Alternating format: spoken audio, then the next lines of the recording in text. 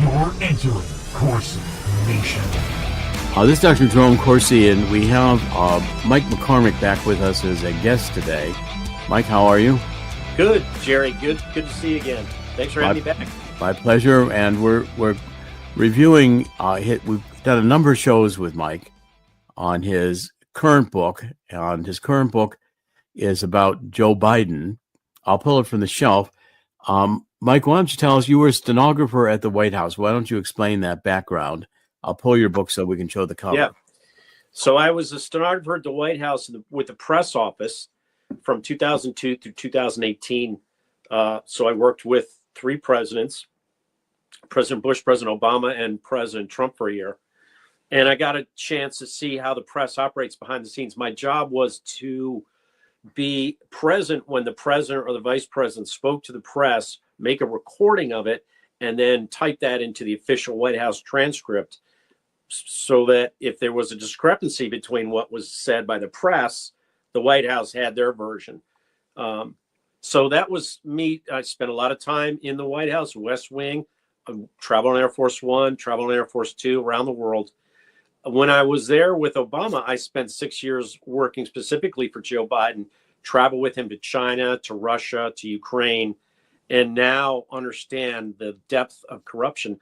I got a hold of the Hunter Biden laptop from my friends at Marco Polo.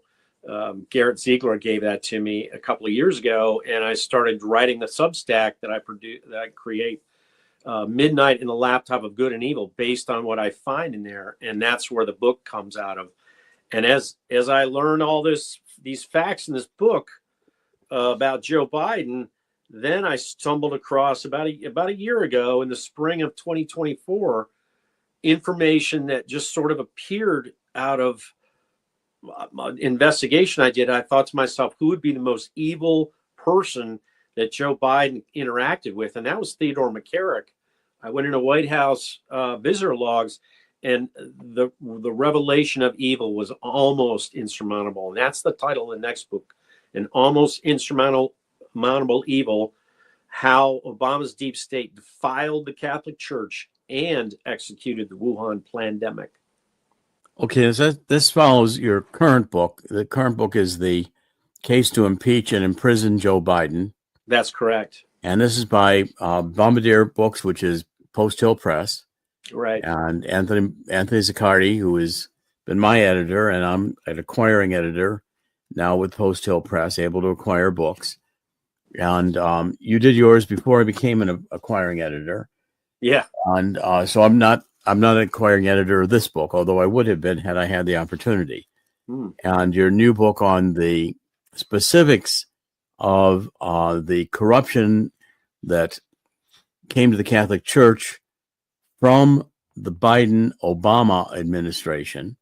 And I think Obama was still calling the shots when Biden was the president. I don't have really much doubt about that. I think Obama has always been in charge. And this is his third term, as it were. So we're going to cover this today, and specifically we're going to preview your new book. Good. Now, you've had two your Substack, right, which is Midnight in the Laptop of Good and Evil. And Chris, if you can show the one on the Mike's podcast on the two popes, more CIA-fueled Hollywood evil for all to see. That's right. Yeah. What happened was show that up on the screen if we can. Here's that, and here it is in the chat. I'll give it to you. Right. I just put in chat that's it right there. That's the two popes. Okay, more CIA-fueled Hollywood evil for all to see. We're gonna go through this in some detail. Because our last show, we talked about Conclave, that movie that just came out a couple of months ago and is now probably heading for an Academy Award nomination. It won a Golden Globe. So when I saw that movie, I went to that movie, and then just as I was looking into it, I didn't realize The Two Popes was an actual movie until just about 2 weeks ago. Stumbled across that on a Netflix viewer and said, wait a minute, what is that going to be about?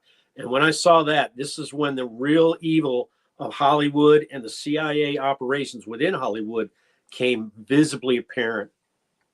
because again, this the messaging of the conclave, for those who haven't seen the film, is that and the Pope dies, and there's this conclave to select a new Pope, and the Pope they select happens to be this Pope, candidate, a cardinal who shows up from nowhere, and he gets ultimately selected to be the Pope, and he ends up being a hermaphrodite. He's got male genitalia, but the internal organs of a female, and this is celebrated in the movie as the high point of the Catholic Church to have a hermaphrodite Pope, which is kind of the wet dream of this New World Order sexual perversion, which is separating gender from sex. And the idea is if you can merge male and female in one, the ancient idea of a hermaphrodite, which is typically male genitalia and female organs, then you've reached the epitome. You resolve the dichotomy of male female by merging them into one new synthetic entity. The Hegelian dialectic. You've got thesis male, antithesis female, and synthesis hermaphrodite. And now we're all happy. We're all in heaven. We've resolved the dichotomies. We've come to a new level.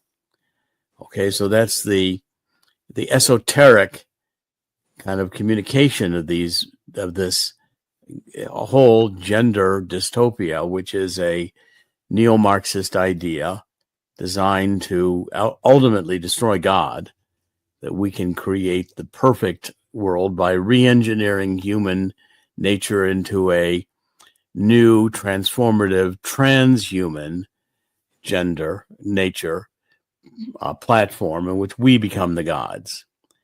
Okay, so now this movie here on the Netflix, which you encountered later, what you found is that both Barack and Michelle Obama had a big role in Netflix, which produced this Two Popes video, which is still showing today on Netflix. So do you want to discuss the background of Barack and Michelle Obama and how they have influenced Netflix? Right. So, Barack Obama was the Hollywood A-list president. He was close with Hollywood throughout his presidency. And what was interesting to me, actually, whenever he went to California, Michelle rarely went with him. Even though she loved California, he went out there by himself without her. So I think there was stuff in California that he liked to do that didn't include her. And I personally think that's why she did not have a great desire to return to the White House. So that said, they started, and when they did get out to continue this sort of public presentation of themselves as a married couple who gets along with each other and produces fantastic democratic policies, they started a production company, and that became part of Netflix. Also, one of their chief operatives, Obama's chief operative, Susan Rice, was named to the board of Netflix. I heard that from someone on my Substack chat. So there's a lot of Obama connections into Hollywood. And this Netflix, when I saw this show, I was like, wait a minute. They made that show while they were working on that show. 2017 is when they started writing it. And then they finished it in 2019. It was premiered.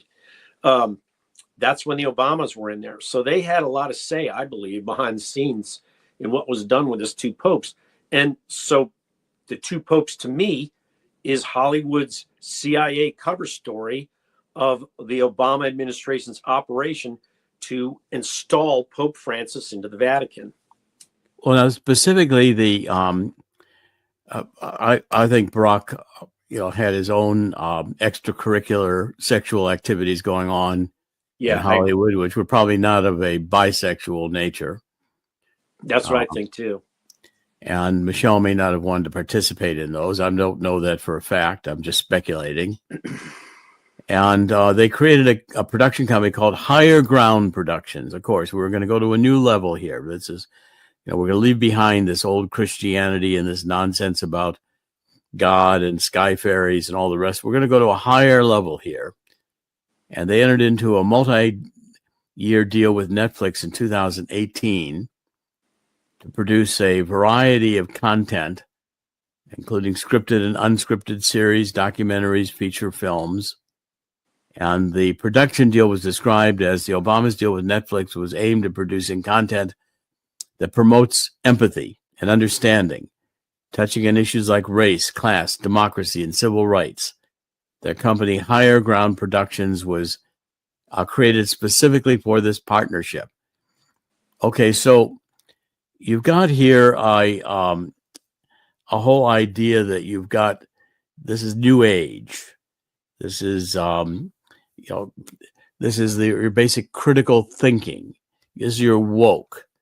We've got, we've got class, race, equality. This is Obama's fundamental change of America into a Marxist country or neo-Marxist country. Okay, so now what the backstory of this is that Pope Benedict resigned, and that was unusual in, the Catholic Church. No pope, I think, had resigned for something like 700 years, or the first pope emeritus, maybe 600 years. Right. And the two popes was produced as a CIA cover story that is trying to disguise the fact that the decision for Pope Benedict XVI to resign and for Bergoglio to become the Pope was a CIA coup d'etat of the Catholic Church, which Archbishop Vigano calls the Deep Church. Right.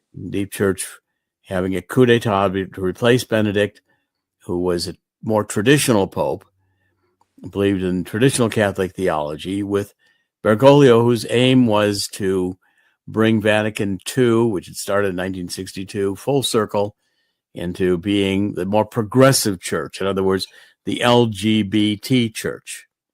Right. And so therefore, the two popes introduced this fantasy that Pope Benedict had become friends with Bergoglio before the resignation. Now, I mean, is it the case that Benedict and Bergoglio, Jorge Bergoglio of Argentina, who became Pope Francis, were they great friends prior to the resignation?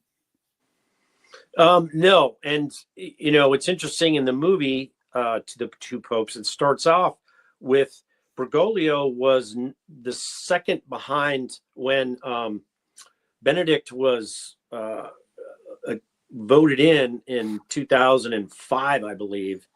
Bergoglio was the second guy behind him. So there was a rivalry there, and the movie begins with that conclave and the rivalry and how Benedict wins that vote and then becomes the Pope, and then realizes a few years later he's too old, he's tired. There's been some scandals in the Vatican. It's time for him to consider who is Bergoglio and why is he so popular. And so they had this series of conversations at the summer home, Benedict's summer home in Rome, not in the Vatican, but at the summer home. Right. So Pope Benedict the 16th died in December 31st, 2022. Yeah, just about 2 years ago. About 2 years ago. And his full name was Joseph Ratzinger, who's German. Ratzinger. Right. Right. Okay. And he headed the Catholic Church from 2005 until his resignation, which occurred on February 28th, 2013. Okay. And then that's when Pope Francis Bergoglio at the conclave was selected to be Pope. No longer second choice, but now first choice. And again, the whole backstory here is that this was a CIA coup d'etat to undermine the traditional authority of the Catholic Church, to move it in this LGBT direction. Archbishop Vigano has consistently opposed this. In fact, Pope Francis excommunicated Archbishop Vigano for having exposed so much of the scandal of the Catholic Church going in an LGBT direction. And again, I've published the book here. This is Archbishop Vigano's book. He's the author of this on J'accuse, I Accuse, and the subtitle is Shedding Light on My, quote, Excommunication.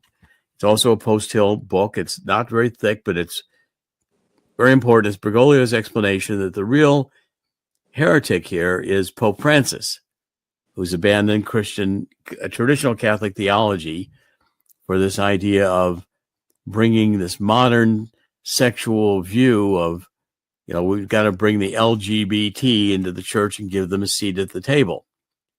Now, from Bergoglio's perspective, and I would agree that, many of these sexual perversions, these two men, they just love each other. Well, we're not going to talk about homosexual sex that is sacrilegious, having homosexual sex with Jesus Christ on the crucifix. We're not going to talk about the whips and chains and all the other parts of homosexual. We're not going to talk about the gay pride events with naked men walking through the streets in front of children. We also published the Italian version of J'accuse, which is now available in the United States and in Italy, and is again causing quite a sensation because Archbishop Vigano is probably the strongest traditional critic of the Catholic Church under Bergoglio. Now, in this movie, we're dealing with a psychological operation, and it's designed to make Bergoglio and Benedict close friends and confidants. Look at how these two men lovingly are just talking about the crisis, this scandal. Well, the scandal was a scandal that occurred around the end of Pope Benedict's papacy, in which his butler had a series of letters that he maintained and kept, and it had revealed private investigations that Benedict XVI was doing into scandals in the church, which included both financial scandals with the Vatican Bank and also some of the sex scandals and the pedophilia with the priests having sex with altar boys and in general young boys. And that scandal did lead to a great conflict for Pope Benedict and was made to be the underlying reason why they say he resigned. I'm sure there was more to it than that the CIA undoubtedly had blackmail material on Pope Benedict XVI and undoubtedly was applying the pressure to him that if he didn't resign, the Catholic Church would suffer major calamities from what the CIA would expose. Now, I don't yet know what the secrets were, but I can see the pattern here very clearly. Mike, do you want to comment on that? Well, yeah. So what I write about in my book, and the new book coming out, is an almost insurmountable evil, how the Obama's deep state defiled the Catholic Church and executed the Wuhan pandemic. So what happened was they were working on. McCarrick was was basically, I think, a CIA operative. McCarrick is Archbishop McCarrick, who was Archbishop Theodore McCarrick. He came out of New Jersey and moved it to become the Archbishop of Washington, and in a highly politicized era. So it was 2000, right at the end of Pope John Paul II's term. Very soon after, shortly thereafter, he was working with Pope Benedict. And by the time, and then as Pope Benedict came in, he was energized when Obama became the president in 2008. Obama became the president through help with the Catholic Church in Chicago. Kind of not exactly a very progressive Catholic Church in Chicago. And they hired Obama they gave him money. They paid him to go out and do pastoral work, community organizing on the south side of Chicago. That's how he got his start. So the Chicago bishop was a big part of Obama's beginning. And the Catholic Church was backing him. Chicago liberals were backing him. And so he rose up. And as he rose up, McCarrick rose up. And they combined forces around 2008 through a guy named Dennis McDonough. Dennis McDonough is a Catholic. He had two brothers who were Catholic priests. One is since retired. One was had a high-level job in the Diocese of Minneapolis, St. Paul, but then he got demoted because he was covering for child sex activities by priests out there, predatory priests. So they demoted him. He's now a parish pastor. So McDonough knew what was going on, and he goes in and he starts connecting in with Pope Benedict almost even before Obama even gets in the White House. He's reaching out to Pope Benedict through another Catholic named John Podesta. So at this time, this is 2008, they had set up kind of these outreach programs for the Democratic Party's progressive wing to engage with the Catholic Church and make it more progressive. And it didn't work well because Benedict was anti. They were standing in the way of abortion rights that Obama wanted to push, and also the health care rights. They were sort of forcing the sisters, the nuns, I think it was Little Sisters of the Poor, to accept that in their health care programs that they would have abortion rights and conception, birth control. Birth control is part of what they were supposed to do, and so they were like, well, we don't want to do that. So they actually fought that and won it in the Supreme Court eventually in 2020. But during this process, who won that? There's Little Sisters of Poor won that case. Yes. So they said, the Supreme Court said, nope, you can't force these sisters to have healthcare plans that don't reflect their religious beliefs. So they moved the Obama administration, McDonough, and so he started having all these meetings with McCarrick in the White House. And that's what I document in the book. And it becomes very obvious that they want to get rid of Benedict, and then he's gone. And he announces his resignation. So what the movie The Two Popes is the CIA's excuse, their version of events. What was really important about the movie The Two Popes is it was an all-star cast. John Lithgow was not John Lithgow. I don't remember right off the top of my head the cast. The guy who was in Silence of the Lambs played Pope Benedict. I don't remember the actor's name right off the top of my head. I'll get them for you right in a second here. And so because of that, these were high-profile actors. Anthony Hopkins, and Jonathan Price. Jonathan Price was Pope Bergoglio. The world automatically accepted them because they had so much familiarity with these actors and they were so dynamic. Well, they got Academy Award nominations. So this movie comes out in September and it garners 3 main Academy Award nominations. And that's also, to me, how the CIA manipulates information. They use the Academy Awards. That's a global platform to get their message across. So they had these video clips of what the popes were doing during the Academy Awards ceremony, and that came out in February of 2020. So this is all a very succinct operation done by the CIA and the Obama people in 2019, 2020 to move Trump out of the way. They wanted to use this movie to. There's an anti-Trump underlying message in there. They are Pope Francis is pro-immigration. He's pro-refugee. He's anti-immigration restriction. So they go against this in the movie. The background of the story, the two popes, and first of all, the Pope Benedict was absolutely opposed to the homosexuality agenda or the pedophilia.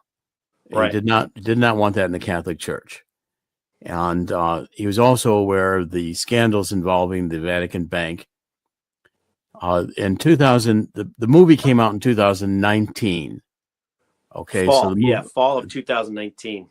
Right. Okay, so this was during Trump's administration that this film came out, and Trump's first term, and so they're trying to cover up here to make these two popes look like they're collegial and working together and cover up a coup d'etat. That's right. Now the coup d'etat that was really what the real incident here is that after Bergoglio took over and became pope, Bergoglio fostered a plan by McCarrick, who was working with the Biden White House, to, in Honduras, make a deal with the corrupt president of Honduras to allow the smuggling of drugs and the sex trade to go on, including the underage child sex trade, Right. openly. And this was a deal that was put together by McCarrick. And Joe Biden. Joe Biden was the author of, it's called the Alliance for Prosperity. So basically what happened was Bergoglio gets installed as Pope Francis in March of 2013. And all of a sudden in the following year, Obama goes to the Vatican in March of 2014. And as he's in the Vatican, all of a sudden these kids start showing up on the southern border, unaccompanied minors. They're traveling to Mexico and they're crossing into the southern border without parents. Most of them are 16, 15, boys and girls. There's a lot of abuse on them because the cartels are the ones that are basically taking them in on this journey. But there's young kids in this group. 60,000 kids show up over the course of that year. And it becomes the unaccompanied minor crisis, gets to the headlines in June of 2014. McCarrick is doing a lot of back and forth with the White House, and Biden becomes the point man for this. And he starts having meetings with these, there's Central American countries. There's three in this, they call them the Northern Triangle countries, El Salvador, Guatemala, and Honduras. Well, the guy who's in charge of Honduras is a cartel-affiliated drug smuggler named Juan Orlando Hernandez. He's now in prison. Joe Biden had him arrested in prison for doing what Joe Biden was letting him do while he was vice president. When Juan Orlando Hernandez, as president, ended his term, he lost his presidential immunity. They arrested him and put him in prison so that he would be quiet. He couldn't be a witness against Joe Biden. So that's the deep, dark background of Honduras politics. Juan Orlando Hernandez was aligned with the Sinaloa cartel. They were smuggling drugs into America, cocaine into America by the ton in 2014 through 2022.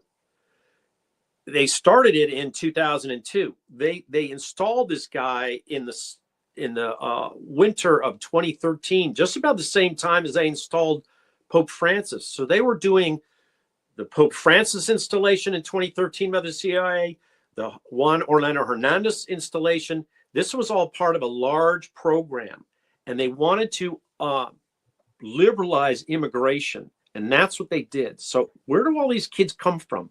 Who tells these kids, hey, you guys should go to America? 60,000 of them. Was it the CIA? Was it the church? Or was it, the cartels that told them to do this? Because all these kids start showing up. And what was the motivating factor?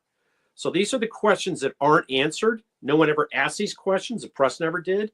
So what Biden did was he just started throwing money at the problem. He invited Juan Orlando Hernandez into the White House, the presidents of the other Northern Triangle countries into the White House in July of 2014.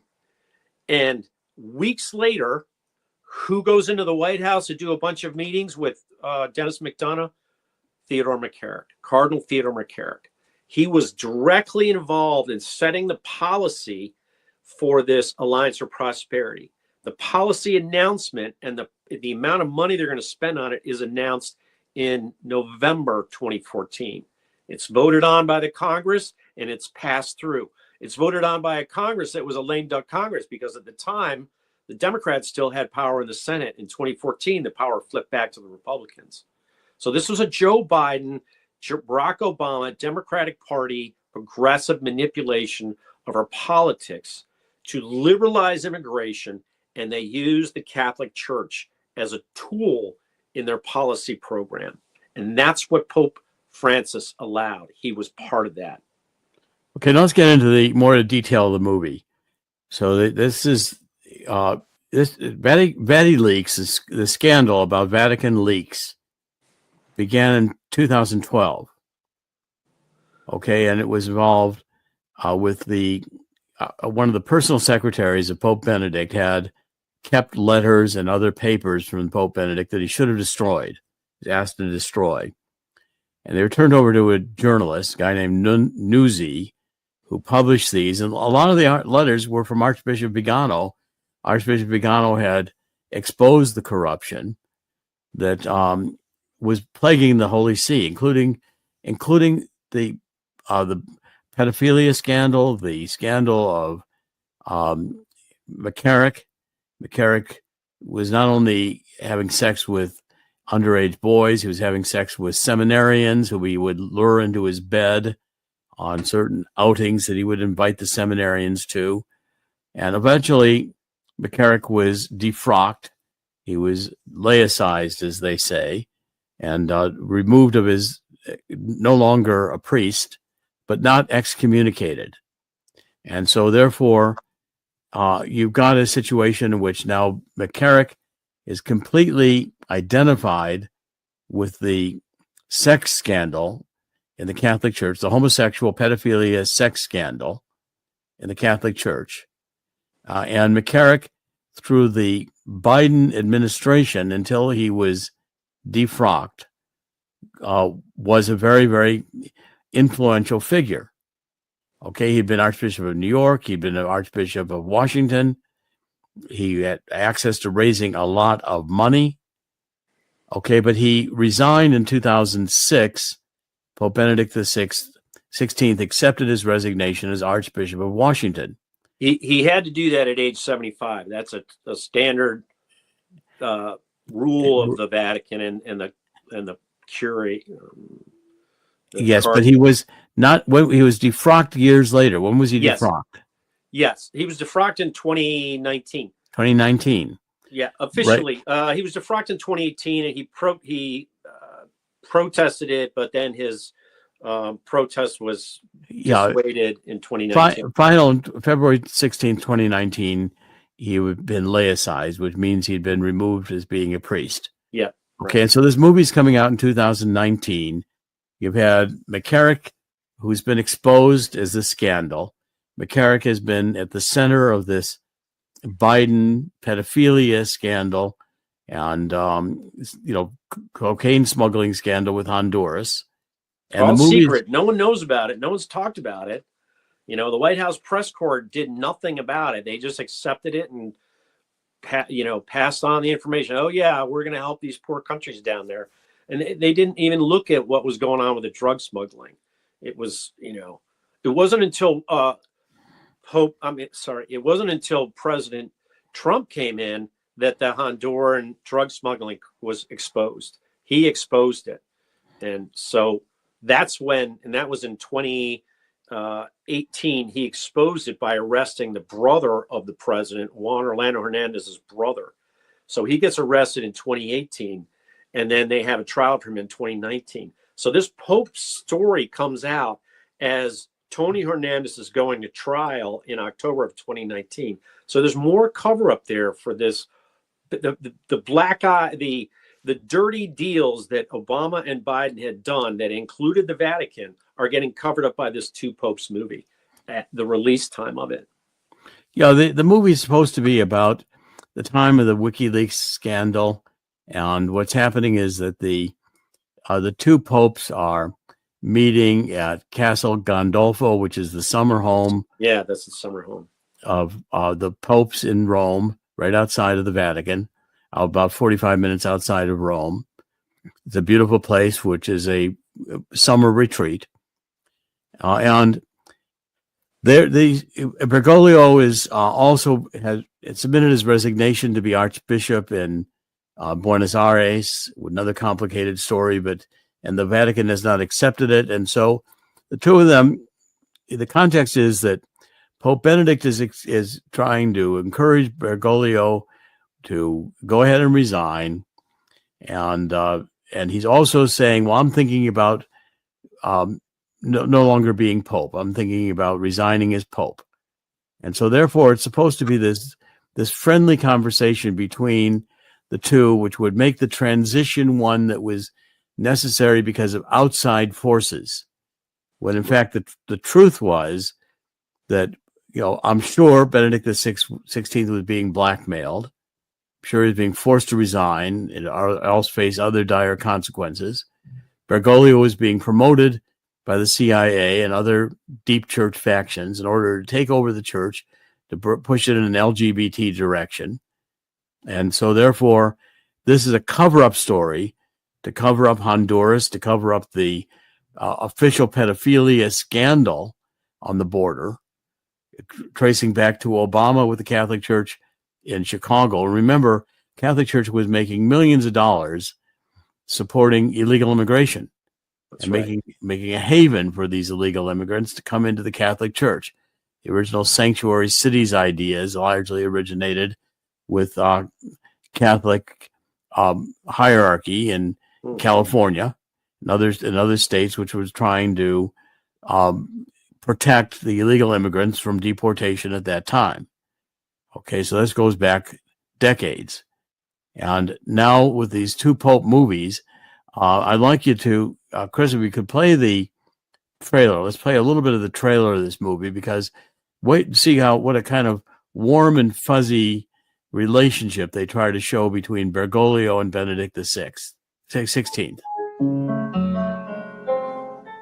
Yeah, that's Anthony Hopkins. Do you know the Beatles? Yes, I know who they are. Of course you do. And Bergoglio. Eleanor Anthony Rigby. Hopkins is Anthony Hopkins. Eleanor Rigby. No, I don't know. You know, Yellow Submarine. Stop it for a second. Yellow Submarine. That's Okay, Chris. So Anthony Hopkins is playing Pope Benedict XVI, and Jonathan Bryce is playing the Bergoglio. Right. Okay, and the two of them are in these conversations. Look at how talking about the Beatles and how friendly they are, and this is all designed to say that Benedict XVI is old, he's frail, he needs to retire, and he's encouraging Bergoglio to come up and to assume a greater responsibility in the Catholic Church, to voice his views about resigning as Archbishop. And again, Bergoglio was known to have these LGBT inclinations, etc., and lifestyle. And that's not in the movie at all. No. He talks about tango dancing in the movie. They have a sort of a portion where he was they show a lot of his life in Buenos Aires as a young man, deciding to be the Pope, deciding to join the priesthood. He has a girlfriend he is about to propose to, and instead of proposing to her, he decides he tells her, "I'm going to be a priest," and she gets very upset with him. So there's this sort of heartbreak scene of a young man choosing the church over this lovely young woman. But he tells Pope in the movie, Pope Bergoglio movie, tells Pope Benedict in the movie, "I love to tango." They actually wind up tangoing together in the Vatican. That's one of the last scenes. So there's this sort of overlay of, I'm a liberal guy and I can do whatever I want, and so that's part of the movie too. And making them more modern, more Yeah. acceptable. I mean, this is progressive. He can tango. He had a woman he was going to be married to. Okay, now they don't disclose the full nature of that relationship with the woman. They don't disclose other relationships that he's had, that Bergoglio has supposedly had with his own gay relationships in Argentina. None of that's been brought into this at all. Okay, No. and so therefore these two popes, are just discussing the transition of power and how it would make sense for, Bergoglio to resign as Archbishop and become Pope, because Benedict is going to resign because of this scandal. He's getting old. His health isn't all that good. And so this is the cover story that masks the truth and the reality, which is this is a CIA coup. And these two really had none of these cordial meetings. This is all fiction. It's all cover story. It's all made up. Right, Mike? Let's play a little bit. By the Obama-backed Netflix group. Yep, that's correct. Obama scripted reality. Okay, let's go for a little bit more of this. silly. It's very funny. You've been one of my harshest critics. The way you live is a criticism. Your shoes are a criticism. You don't like my shoes? Cuando tenga la tierra, sembraré las palabras You think you know better. que mi padre We are no longer part of this world. You know the hardest thing is to listen. To hear his voice. God's voice. Cuando tenga la tierra, te lo juro, semilla, nuestro fin. It's not me who needs to be satisfied. It's 1.2 billion believers. Silence! You know, there's a saying, God always corrects one pope by presenting the world with another pope. I'd like to see my correction.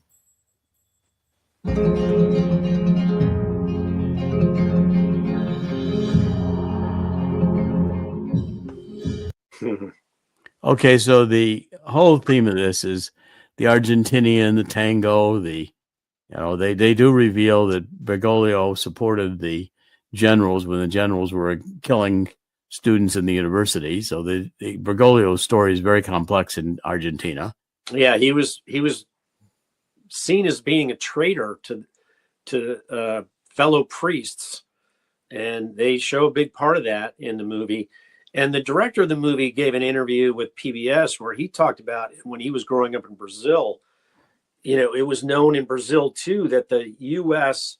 through the CIA and the U.S. were going into Argentina and Brazil and influencing their politics and to keep the communists out and empower the hard right, the military juntas. Well, that was the dirty war in Argentina, and Pope Francis, young Bergoglio, is part of that. And they show him basically kind of betraying some of his priests and betraying a friend. And he apologizes for it and he kind of confesses to it. But you got to wonder behind the scenes what really happened. And he's always said he was trying to inform his friends and not inform on his friends. And he was trying to, interact with the colonels and the dirty war, the right wingers, to protect his friends. But that's not really what happened. So then he moves up the ladder through this CIA association to eventually become the Pope. Well, eventually, see, the CIA at one point or another was anti-communist, and then, yes, in the period of time, which was in the 70s, when the CIA was trying to eliminate communism in Argentina through the military juntas and in Brazil. But ultimately, the CIA itself became communist. And so therefore, Bergoglio becomes LGBT, and this now becomes the New World Order philosophy of the CIA. CIA today is not the CIA of the 1960s or the 1970s, although the CIA has always been globalist. It's always wanted to have a global government. It's just that they abandoned the anti-communism and started embracing communism as a force to change traditional belief in God, to change American democracy. They decided that ultimately our freedoms were the biggest barrier to achieving their new world order globalism. Right. And so therefore, Bergoglio became useful to the CIA both during the junta, and then they switched around, and when it comes down time to be LGBT, Bergoglio's their guy again. Right. He's morality laundering. They use him for morality laundering. That they get 1.2 billion Catholics around the world to listen to the Pope, and he's telling them, "Oh, I like what Obama does.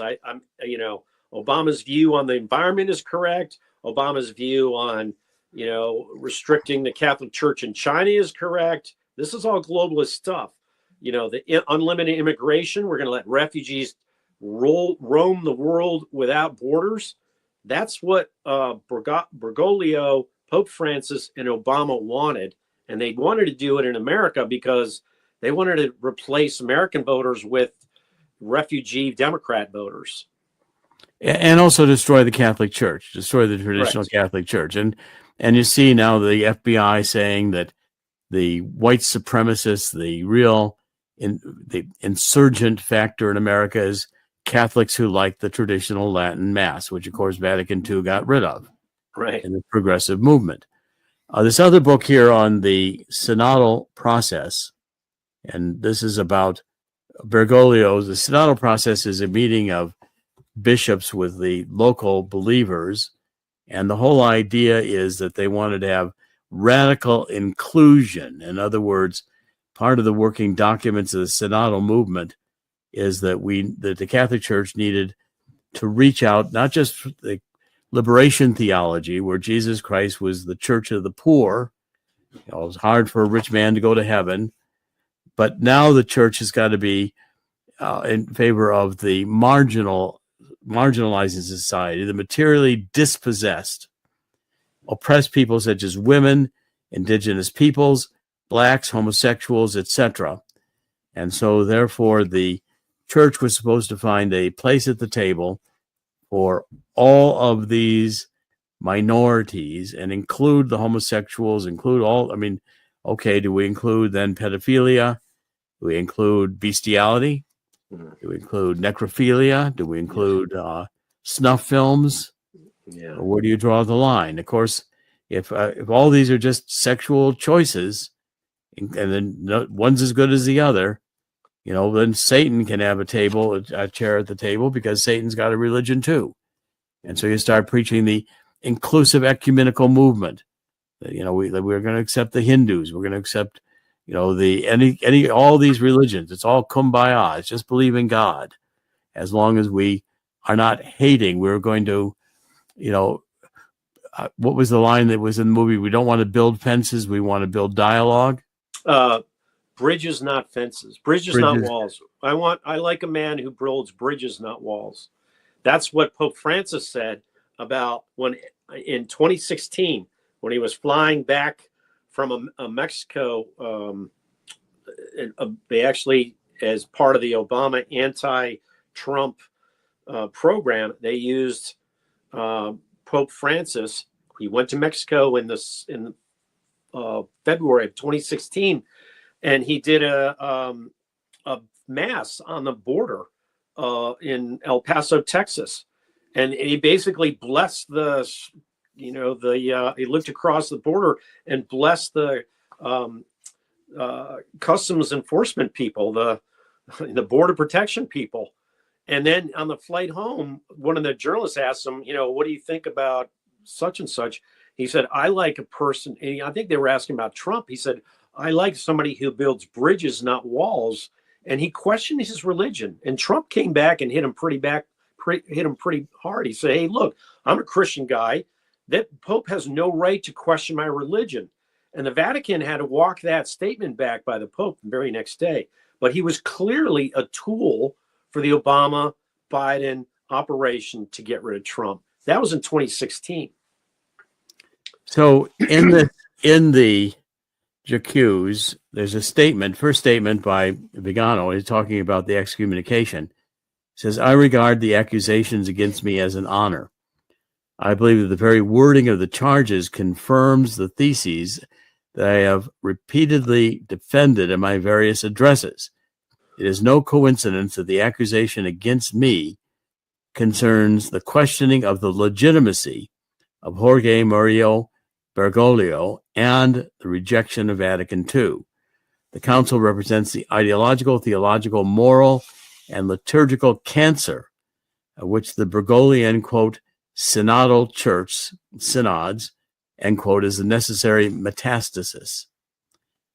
And the next paragraph is necessary for the episcopate, the clergy, the people of God, to seriously ask themselves whether it is consistent with the profession of the Catholic faith to passively witness the systematic destruction of the church by its leaders, just as other subversives are destroying civil society.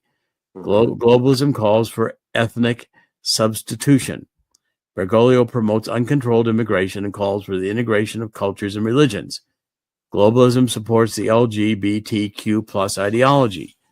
Bergoglio authorizes the blessing of same-sex couples and imposes on the faithful the acceptance of homosexuality while covering up the scandals of his proteges and promoting them to the highest positions of responsibility. Globalism imposes the green agenda. Bergoglio worships the idol of the Pachamama, writes delirious encyclicals about the environment, supports the UN's Agenda 2030, and attacks those who question the theory of man-made global warming. He goes beyond his role in matters that strictly pertain to science, but always and only in one direction, a direction that is diametrically opposed to what the Church has always taught. He has mandated the use of experimental gene serums, which cause very serious damage, death, and sterility, calling them, quote, an act of love, end quote, in exchange for funding from pharmaceutical companies and philanthropic foundations.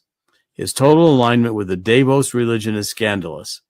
Whenever governments at the service of the World Economic Forum have introduced or extended abortion, promoted vice, legitimized homosexual unions or gender transition, encouraged euthanasia, and tolerated the persecution of Catholics, not a word has been spent in the defense of the faith or morals that are threatened or in support of the civil battles of so many Catholics who have been abandoned by the Vatican and the bishops. Not a word about the persecuted Catholics in China, the complicity of the Holy See, which considers Beijing's billions more important than the lives and freedoms of Chinese who are faithful to the Roman Church. In the Synodal Church presided over by Bergoglio, no schism is recognized among the German episcopate or among the government-controlled bishops who have been consecrated in China without the mandate of Rome, because their action is consistent with the destruction of the church and therefore must be concealed, minimized, tolerated, and fully encouraged.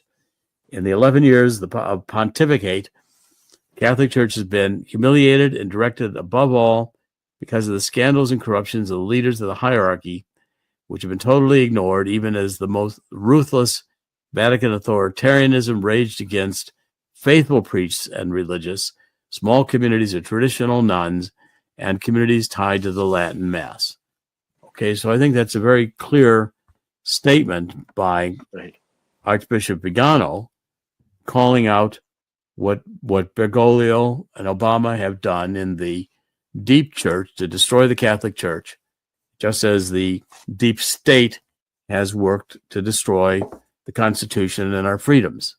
And Biden is the epitome of that. And under Biden's administration, where McCarrick openly positioned to get homosexuality, pedophilia, child sex trade, and drugs entered into the United States through Honduras and the southern border. Right.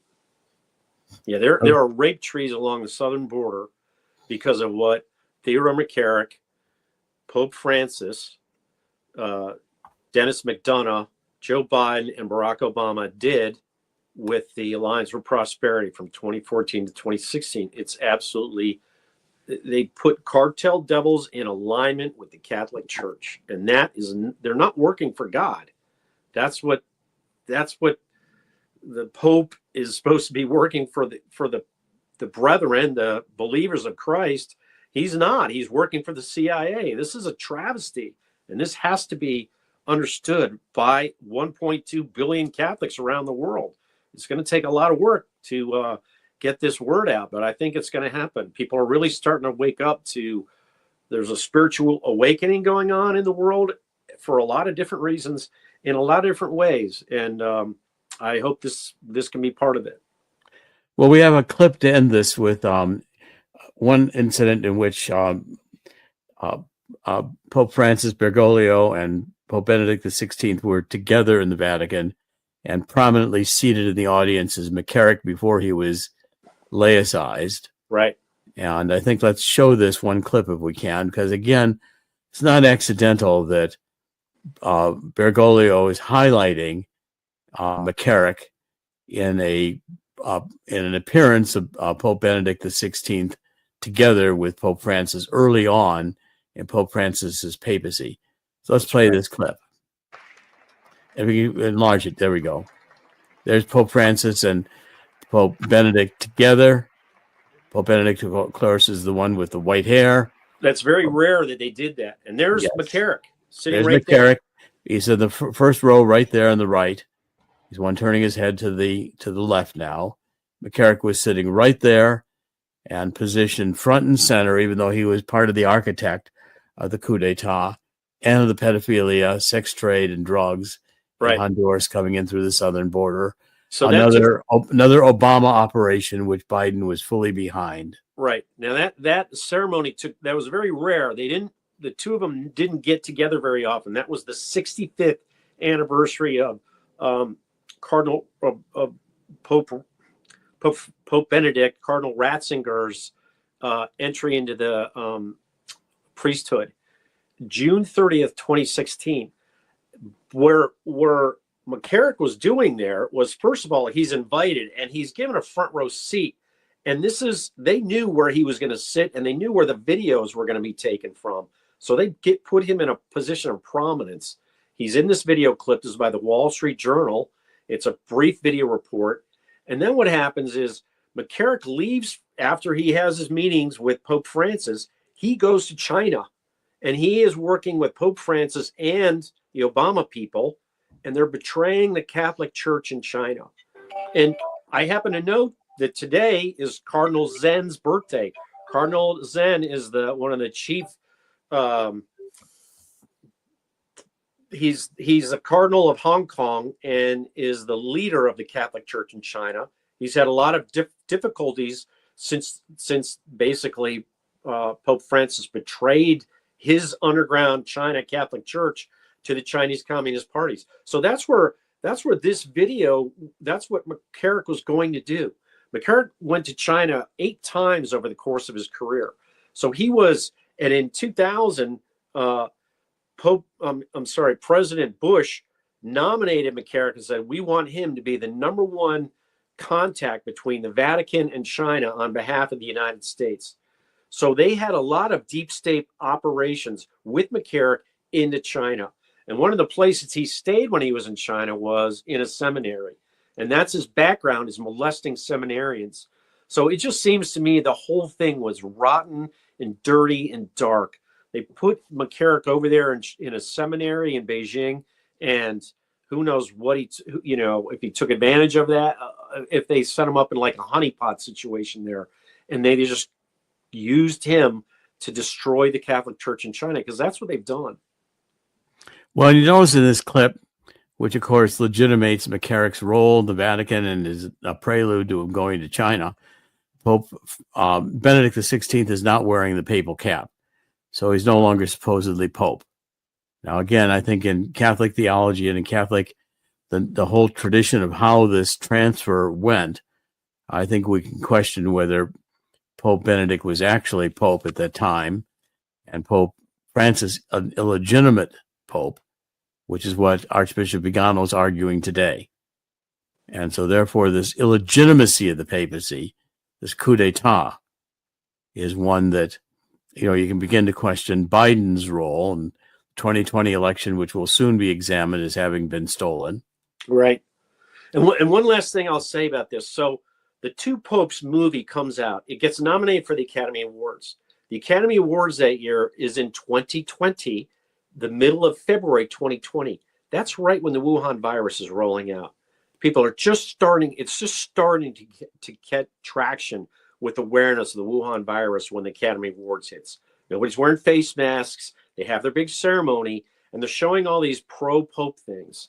A month after the Academy Awards hits, the Pope is in the Vatican, and he tells Catholics around the world for the first time in 500 years, the health concerns are so serious with this pandemic, don't go to church. He dissuades them from going to church from a special speech that he gives in St. Peter's Square. It's an empty St. Peter's Square. He basically betrays the church. Jesus Christ died on the cross for his beliefs. Every apostle that followed Jesus Christ was martyred for his beliefs. But Pope Francis said, there's a sickness out there, don't go to church, don't worship. And they shut down the churches. And the Catholic Church has yet to recover its strength. I was at a ceremony at a church this summer, and the pastor said, You guys started watching church on television and you never came back to church. I went to that same church for Christmas Mass at 10 o'clock on Christmas Eve. There was about 50 people in the church. There should have been 300. The church attendance has dropped dramatically since Pope Francis did that. And it was done in accordance with what the globalists want, with what Obama Biden wanted to do. And that's the second part of my book. That's the Wuhan pandemic. And Pope Francis played a significant role in that too. Okay, well, we're going to wrap up here, and we've covered a lot of ground today. Mike's current book, let me show it one more time here as we conclude, is this book here. It's the case to impeach and imprison Joe Biden, and it's out by Bombardier Books. It's on Amazon.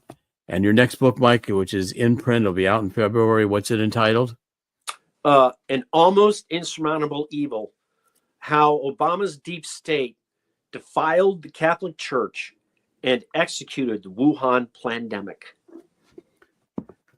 We're going to be covering this story continuously until we get a resolution of the coup d'etat, this hopefully late great CIA taking over the Catholic Church with the cooperation of Obama. So the deep state was planning a coup d'etat, which was Obama's presidency, to make sure that the White House fell in the hands of the woke, and that we had the fundamental change of America to this critical theory dystopia. I think the American people have rejected it. The grace of God, we got to see in 4 years of the Biden administration the dystopia these people wanted to create. They hate life. They embrace abortion. They embrace euthanasia. They embrace anything that has to do with killing, pandemics, vaccines that kill you. I mean, the list goes on. And, of course, we'll get banned from telling the truth on YouTube, which will say, well, we're doing disinformation. Well, this is the truth. In other words, that anything is disinformation is what the deep state doesn't want you to hear, that we've been living in a Truman Show since the John Kennedy assassination in 1963. Any last comments here, Mike, before we sign off? Well, yeah, and Joe Biden just announced that the Pope was going to he nominated him for the Presidential Honorary Medal or something just a couple of days ago. I think Medal of Freedom. Medal of Freedom. So this is still the Joe Biden, and still putting out a cover story for Pope Francis to this day. Supporting abortion, which, of course, how can a Catholic that supports abortion be welcome at the sacraments, let alone celebrated in the Vatican? In the end, God always wins. God's going to win here too. And I encourage us all to embrace the spirit of 2 Chronicles 7:14, getting down on our knees and asking God to forgive us for letting Satan rule to the extent Satan has ruled. And we need to do now accept our responsibility for allowing this to have happened. God will hear our prayer and heal our land. That's what we're advised in 2 Chronicles 7:14. It's Dr. Jerome Corsi, and our guest today has been Mike McCormick. And we'll have Mike back when his new book appears in February. Once more, Mike, the title of the new book? An Almost Insurmountable Evil: How Obama's Deep State Defiled the Catholic Church and Executed the Wuhan Pandemic.